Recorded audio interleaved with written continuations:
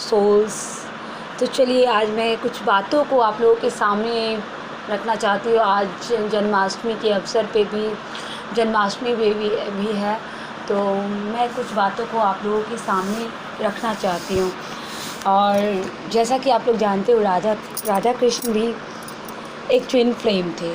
Twin flame आप लोग तो नाम सुनते हो, ठीक है। तो राधा कृष्ण भी एक ट्विन फ्लेम है, राधा कृष्ण भी ट्विन फ्लेम है। बट राधा कृष्ण में क्या हुआ है, राधा कृष्ण और शिव शक्ति दोनों ट्विन फ्लेम का ही रूप है। राधा कृष्ण में क्या हुआ है कि राधा कृष्ण एक दूसरे से धरती पर 3D वर्ल्ड में उन लोग मिले नहीं, मतलब उन लोगों की शादी नहीं हुई, ठीक है। बट उन लोगों की शादी कहा जाए तो शादी तो उन लोग ऑलरेडी हो चुकी थी 5D में। ऑलरेडी उन लोग सोल लेवल पे उन लोग कनेक्टेड थे। बट रियलिटी के 3D में उन लोगों की शादी नहीं थी। 3D में उन लोग अलग अलग अदर स्पाउस से शादी हुई थी।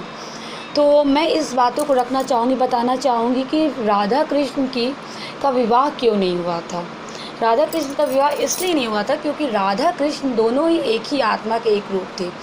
एक बार राधा जी ने कृष्ण भगवान से कहा कि आप मुझसे विवाह क्यों नहीं करते। तो कृष्ण भगवान ने उनसे यही बोला कि राधा तुम तो मेरी आत्मा हो, भला कोई अपनी आत्मा से खुद से कोई विवाह कैसे कर सकता।